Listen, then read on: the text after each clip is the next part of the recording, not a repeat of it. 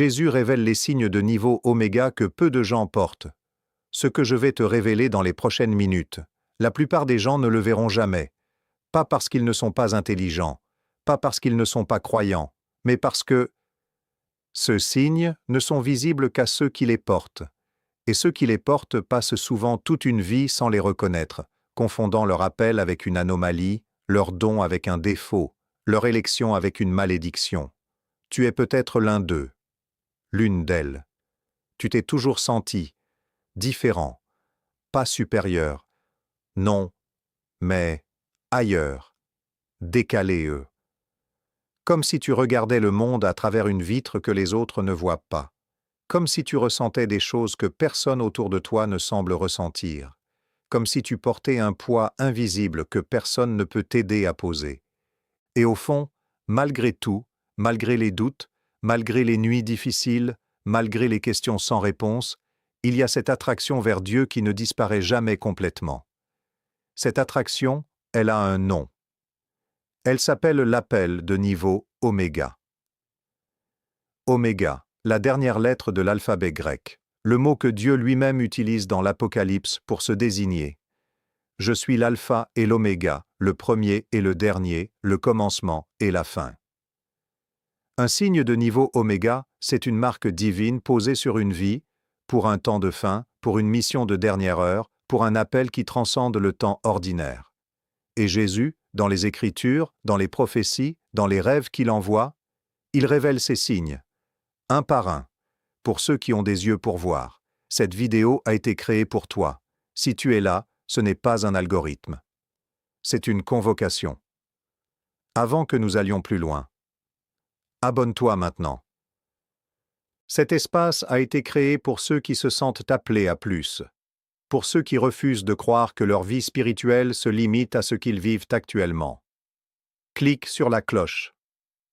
Chaque publication ici est une pièce de ton puzzle divin. Et maintenant, écris Oméga dans les commentaires si tu es prêt, à découvrir les signes que tu portes. Parce que ce qui suit va tout changer. Avant d'aller plus loin, je dois poser les bases. Parce que le mot oméga est utilisé partout aujourd'hui. Dans les films, dans les jeux vidéo, dans la culture populaire. Et comme tout ce que Dieu touche, l'ennemi en a fait une imitation pour diluer la puissance de la vraie révélation. Alors, clarifions. Dans la Bible, Dieu se révèle lui-même avec ce titre dans Apocalypse 1, 8. « Je suis l'alpha et l'oméga, dit le Seigneur Dieu, celui qui est, qui était et qui vient, le Tout-Puissant. » Et dans Apocalypse 22, 13, Jésus répète « Je suis l'alpha et l'oméga, le premier et le dernier, le commencement et la fin. » Oméga n'est pas juste une lettre, c'est une déclaration de souveraineté absolue. Un signe de niveau. Oméga, c'est donc une marque spirituelle que Dieu pose sur certaines vies pour les consacrer à une mission de fin de temps, de transformation générationnelle, d'impact éternel. Ce n'est pas une élite au sens humain du terme. Ce n'est pas une question de talent, de niveau d'études, de statut social ou même de durée de foi. C'est une question d'appel souverain. Comme Dieu a appelé un berger pour être roi, un pécheur pour être fondateur d'église, un persécuteur pour être apôtre, l'appel oméga est souvent donné aux personnes les moins probables selon les critères humains. Parce que Dieu prend plaisir à choisir ce que le monde méprise pour confondre ce que le monde admire. 1 Corinthiens 1, 27. Maintenant. Voici ce qui est crucial. Ces signes ne se voient pas de l'extérieur, ils se vivent de l'intérieur. Ce sont des expériences intérieures, des patterns de vie, des récurrences spirituelles que tu as peut-être remarquées mais que tu n'as jamais su nommer correctement. Jusqu'à aujourd'hui. Dans les sections qui suivent, je vais te révéler 8 signes de niveau oméga, tels que Jésus les révèle dans les Écritures et dans l'expérience spirituelle des porteurs d'appel. Écoute attentivement. Chaque signe que tu reconnais en toi est une confirmation divine. Le premier signe de niveau oméga est aussi le plus douloureux. La solitude. Mais pas n'importe quelle solitude. Pas la solitude de celui qui n'a pas d'amis, pas la solitude de celui qui est socialement inadapté. Non. La solitude spirituelle. Celle où tu peux être entouré et, de dizaines de personnes et te sentir absolument seul dans ce que tu vis intérieurement. Celle où tu peux être dans une assemblée remplie de croyants et ressentir que personne dans cette salle ne comprend exactement ce que Dieu fait dans ta vie. Cette solitude-là, elle a un coût.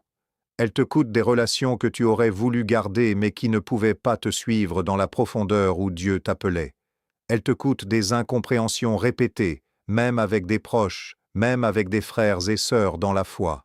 Elle te coûte parfois l'impression d'être trop oublié, trop intense, trop spirituel, trop profond et trop exigeant et pendant des années, tu as peut-être cru que c'était un problème, que tu devais t'adapter, que tu devais te rendre plus accessible, moins intense, plus normal. Mais voici ce que Jésus révèle sur cette solitude. Elle est intentionnelle. Regarde le modèle biblique. Moïse, 40 ans seul dans le désert avant d'être envoyé. Élie, seul dans le désert, seul à Horeb, seul à entendre la petite voix. Jean-Baptiste, seul dans le désert jusqu'au jour de sa manifestation à Israël. Jésus lui-même, 40 jours seul dans le désert avant de commencer son ministère. La solitude est l'université de Dieu. C'est dans la solitude qu'il te parle sans bruit de fond. C'est dans la solitude qu'il calibre ton oreille à sa fréquence. C'est dans la solitude qu'il retire tout ce qui n'est pas lui pour que tu apprennes à te nourrir de lui seul. Si tu as vécu, ou si tu vis encore, cette solitude spirituelle douloureuse. C'est le premier signe, le signe oméga numéro 1. Écrit, signe 1, si tu reconnais cette solitude dans ta vie. Le deuxième signe est celui que personne n'ose vraiment nommer clairement. Tu as été attaqué, d'une façon qui semblait disproportionnée par rapport à ta vie. Des épreuves qui n'avaient aucun sens, des portes qui se fermaient brutalement juste au moment où tout semblait s'ouvrir, des trahisons venues de nulle part, et souvent de personnes proches, des maladies, des pertes financières inexplicables, des attaques contre ta famille, contre ta santé mentale, contre ta paix intérieure. Et tu t'es peut-être demandé, qu'est-ce que j'ai fait pour mériter tout ça? La réponse est à la fois simple et révolutionnaire. Ce n'est pas ce que tu as fait, c'est ce que tu portes. Dans le monde spirituel, on n'attaque pas ce qui n'a pas de valeur. Un voleur ne cambriolait pas une maison vide. Un ennemi n'envoie pas ses meilleurs soldats contre une cible insignifiante. L'intensité des attaques contre ta vie révèle la valeur de ce que tu portes. Job était l'homme le plus intègre de son temps, et c'est précisément lui que Satan a demandé à Dieu de pouvoir attaquer, pas les médiocres, pas les tièdes. Job. L'homme au niveau oméga. Jésus lui-même, dès sa naissance, Hérode a voulu le tuer. L'ennemi a senti l'appel oméga avant même que Jésus puisse parler. Et dans ta vie, les attaques ont commencé tôt. Parfois dès l'enfance, parfois dans le ventre de ta mère. Des histoires de grossesse difficiles, de naissances compliquées, de familles brisées dès le début. Ce n'était pas de la malchance, c'était de la reconnaissance ennemie. L'ennemi a vu le sceau sur ta vie avant que tu ne le voies toi-même, et il a essayé de t'éliminer, de te décourager, de t'épuiser, de te faire abandonner. Avant que tu ne comprennes ce que tu portes, mais tu es encore là, tu regardes cette vidéo, tu respires, tu cherches Dieu. L'ennemi a échoué. Et maintenant, ces attaques que tu as subies ne sont plus des cicatrices de défaite. Elles sont des médailles de résistance. La preuve que tu portes quelque chose que l'enfer lui-même a jugé suffisamment dangereux pour mériter une opposition spéciale. Tape, l'ennemi a échoué pour déclarer ta victoire. Il y a quelque chose en toi que tu ne peux pas éteindre. Tu as essayé. Soyons honnêtes. Il y a eu des saisons où tu as voulu être comme tout le monde, où tu as voulu juste vivre ta vie normalement, sans cette brûlure intérieure, sans ces questions profondes, sans cet élan constant vers Dieu et vers quelque chose de plus grand. Tu as peut-être plongé dans les distractions, la musique, les réseaux sociaux, le travail, les relations, pas par malice, juste par besoin de respirer, de l'intensité de cet appel intérieur. Mais il revenait toujours. Comme Jérémie qui disait dans Jérémie 20, 9, « Si je dis, je ne penserai plus à lui, je ne parlerai plus en son nom, Il y a dans mon cœur comme un feu dévorant, renfermé dans mes os. Je m'efforce de le contenir et je n'en suis pas capable. Un feu dévorant. Dans les os. C'est exactement ce que tu ressens, cette incapacité constitutive à te taire sur Dieu, sur la foi, sur le spirituel, sur les questions de sens.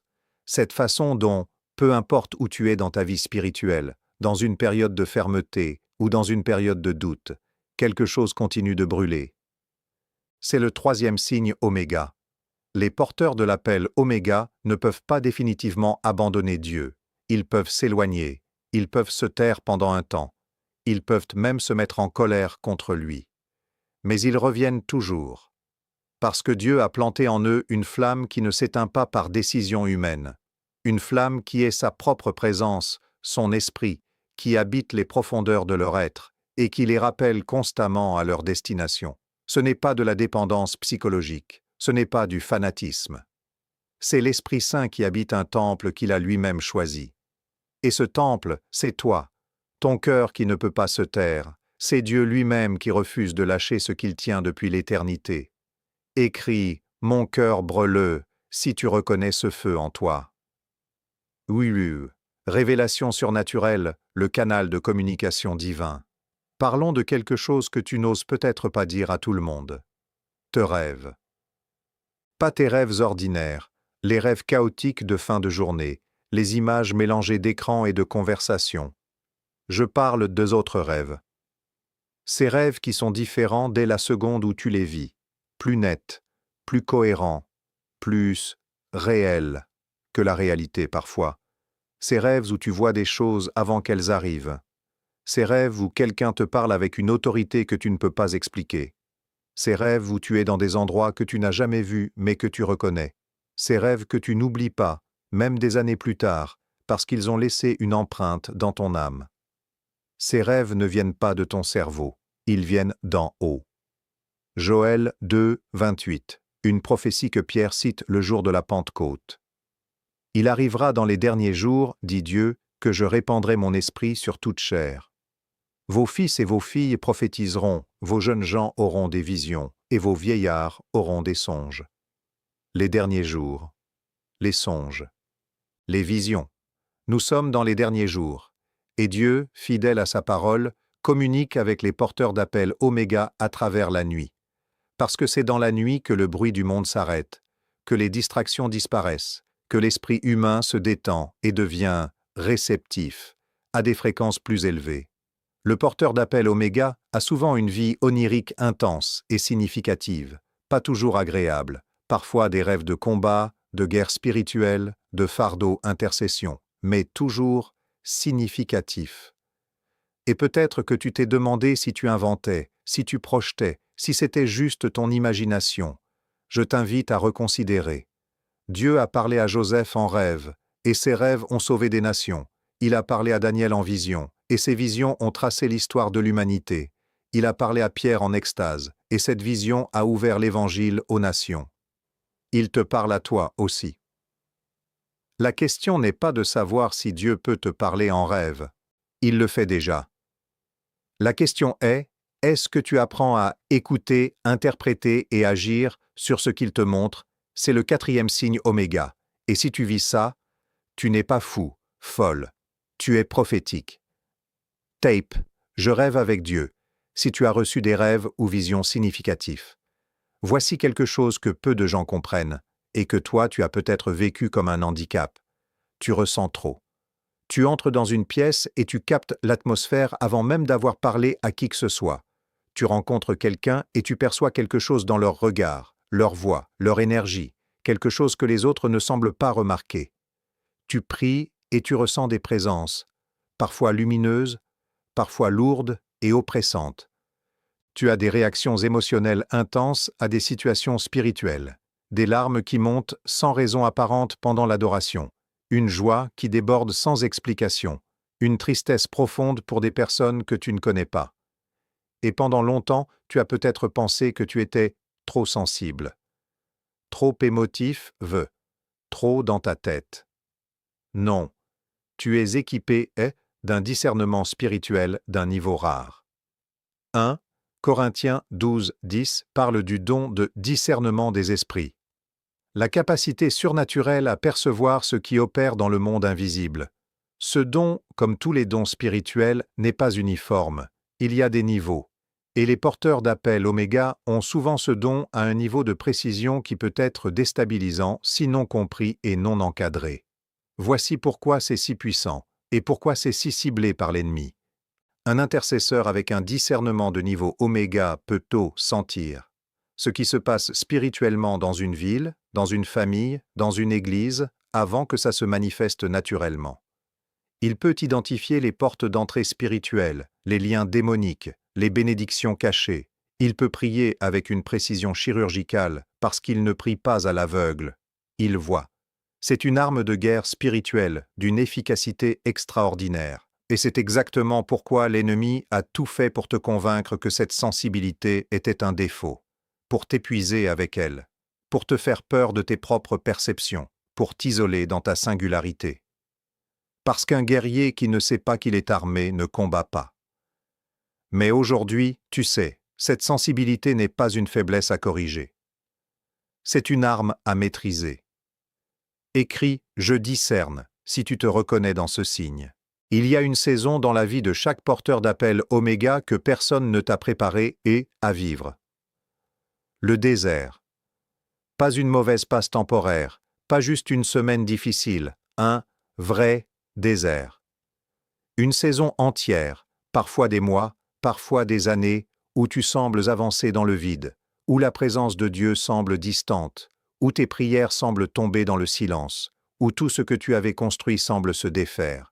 Et le plus déstabilisant dans cette saison, c'est que tu ne comprends pas pourquoi.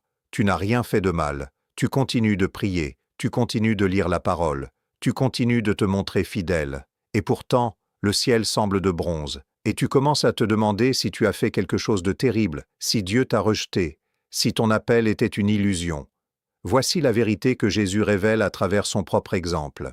Immédiatement après son baptême, son moment de gloire publique où la voix du Père a retenti et la colombe est descendue, Jésus a été conduit par l'Esprit dans le désert. Marc 1, 12. Aussitôt l'Esprit poussa Jésus dans le désert. L'Esprit l'y a poussé.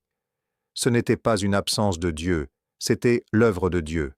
Ce n'était pas une punition, c'était une préparation. 40 jours, sans nourriture, tenté par le diable, seul, et après ces 40 jours, Jésus est revenu en Galilée, avec la puissance de l'Esprit. Luc 4, 14. La puissance est venue après le désert, pas avant. Voilà le schéma Oméga. La gloire est toujours précédée d'un désert. La plateforme est toujours précédée d'une préparation invisible. Le ministère public est toujours précédé d'une formation privée. Et si tu es dans un désert en ce moment, ou si tu en sors, voici ce que je veux que tu comprennes. Ce désert n'est pas ta destination, c'est ta préparation. Dieu n'a pas abandonné son investissement en toi. Il le prépare pour une utilisation maximale. Ce qu'il fait dans le secret de ton désert sera la source de ce qu'il fera à travers toi devant les nations. Tiens bon. La sortie du désert est une entrée dans la puissance. Tape « Je tiens bon » si tu traverses ou as traversé ton désert Oméga. Les deux derniers signes que Jésus révèle sont peut-être les plus profonds. Le 7e signe, l'appel multigénérationnel. Il y a quelque chose dans ton histoire familiale qui n'est pas accidentel. Peut-être que dans ta famille, il y a eu des personnes qui ont cherché Dieu, même maladroitement, même dans des traditions imparfaites. Peut-être que ta lignée porte à la fois des bénédictions profondes et des oppressions lourdes, comme si quelque chose de grand cherchait à s'exprimer et quelque chose d'obscur cherchait à le bloquer. Ce conflit générationnel est la signature d'un appel qui dépasse ta personne. Dieu a dit à Abraham « Je bénirai ceux qui te béniront ». Un pacte qui traversait les générations. La promesse faite à David a duré des siècles. L'onction sur Élie a été transmise à Élisée. Tu n'es peut-être pas le commencement de l'appel dans ta lignée. Tu pourrais en être l'accomplissement. Tout ce que tes ancêtres ont cherché, parfois dans le tâtonnement, parfois dans les mauvaises directions, cela converge vers toi. Tu es le point de cristallisation d'une prière génération. Et le 8e signe, la compassion impossible. Les porteurs d'appel Oméga ont une capacité à souffrir avec les autres qui dépasse la normale. Tu pleures pour des inconnus. Tu portes dans ta prière des gens que tu n'as jamais rencontrés. Tu ressens le poids de l'injustice dans le monde d'une façon qui te mobilise plutôt que de simplement te peiner. Cette compassion n'est pas de la sensiblerie. C'est l'amour de Dieu qui coule à travers un vase qui lui ressemble. Jésus. Quand il vit les foules, il fut ému de compassion pour elles. Matthieu 9, 36. Ce mot « ému de compassion » en grec, splanchnisomai, signifie littéralement « remuer dans les entrailles ». Une émotion viscérale, physique, impossible à ignorer. Tu portes la compassion de Jésus. Et elle est en toi pour une raison. Les personnes vers qui tu seras envoyé ont besoin de quelqu'un qui peut les sentir avant de leur parler. Écris « Ma lignée est bénie » pour sceller la bénédiction sur ta famille. Arrêtons-nous ici un instant. Pense à comment tu as commencé cette vidéo, et pense à comment tu la vis maintenant. Quelque chose a changé. Je ne sais pas exactement quoi pour toi. Chaque personne ici vit une rencontre unique avec ce que Dieu leur dit à travers ces mots, mais quelque chose s'est déplacé. Peut-être que c'est un poids qui s'est allégé. Cette façon dont tu portais ta différence comme une honte, elle commence à se transformer en quelque chose d'autre. En honneur. Peut-être que c'est une clarté qui est arrivée. Ces signes que tu vivais sans les comprendre, ils ont maintenant un nom, un contexte, une signification divine. Et dans la compréhension, il y a une libération. Peut-être que c'est simplement une confirmation. Tu savais, au fond de toi. Tu avais senti que tu portais quelque chose. Et aujourd'hui, Dieu l'a dit à voix haute à travers cette vidéo. Tu as raison, tu portes quelque chose. Et c'est réel. Voici la règle que je veux que tu emportes. Les signes de niveau. Oméga ne sont pas donnés pour t'isoler dans une élite spirituelle. Ils sont donnés pour t'équiper au service des autres. Plus ta sensibilité est grande, plus tu peux toucher les gens en profondeur. Plus ton désert a été long, plus ta compassion pour ceux qui souffrent sera authentique. Plus tes attaques ont été intenses, plus ta victoire sera une preuve de la fidélité de Dieu pour ceux qui doutent. Tout ce que tu as vécu devient une ressource pour ceux que tu es appelé à servir. C'est l'économie du royaume, rien n'est gaspillé, même la douleur, même les erreurs, même les saisons de désert. Tout est retourné par Dieu en carburant pour ta mission. Et maintenant, tu sais, tu n'es plus dans le flou, tu n'es plus dans la honte de ta différence, tu n'es plus en train de te demander pourquoi tu es ainsi. Tu es un porteur, une porteuse d'appel Oméga, et ton heure est venue. Écris « Mon heure est venue » pour sceller cette révélation. Nous sommes arrivés au moment le plus important de cette vidéo, pas la fin. L'activation. Tout ce que tu as entendu jusqu'ici n'était pas juste de l'information, c'était une préparation, une ouverture progressive de ton esprit et de ton cœur à recevoir ce qui vient maintenant. Je vais prier sur toi, directement, maintenant, et je veux que tu le reçoives non pas comme des mots sur un écran, mais comme une déclaration prophétique prononcée sur ta destinée. Mets une main sur ta poitrine, ferme les yeux si tu peux, et reçois ceci. Père céleste, au nom de Jésus, je me tiens devant toi pour cette personne qui regarde en ce moment. Tu la connais par son prénom, tu connais son histoire, chaque nuit de larmes, chaque matin de doute, chaque moment où elle a failli abandonner mais n'a pas pu. Tu connais les signes que tu as posés sur sa vie avant même sa naissance. Je déclare aujourd'hui, l'heure de l'activation est arrivée. Tout verrou posé sur les dons Oméga de cette personne est brisé maintenant, au nom de Jésus. La honte est brisée, la peur est brisée, le silence imposé par l'ennemi est brisé. Je déclare que les pouvoirs anciens reprennent leur place. La prophétie s'éveille, le discernement s'affine, la compassion divine se déploie. La mission Oméga commence, maintenant, dans cette saison, dans cette vie. Que celui ou celle qui reçoit cette prière marche désormais dans la conscience de son élection. Qu'il ou elle ne s'excuse plus pour son appel. qu'il ou elle avance, un pas après l'autre, vers l'accomplissement de tout ce que tu as tracé depuis l'éternité. Amen. Si tu as reçu cette prière, écris « Amen » dans les commentaires. Je veux voir combien de porteurs d'appel Oméga se lèvent aujourd'hui. Et maintenant, voici mes 3 demandes finales. Abonne-toi, si ce n'est pas encore fait. Chaque vidéo ici est une pièce supplémentaire de ta révélation. Active la cloche. Ne manque aucun message destiné à toi.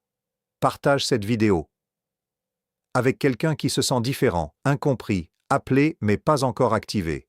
Tu ne sais pas quelle vie ce partage peut changer ce soir. Et dis-moi en commentaire, combien de signes Oméga as-tu reconnus en toi? Écris le chiffre 1, 3, 7, tous les 8. Tu es vu, tu es connu, tu es choisi, et maintenant, tu le sais.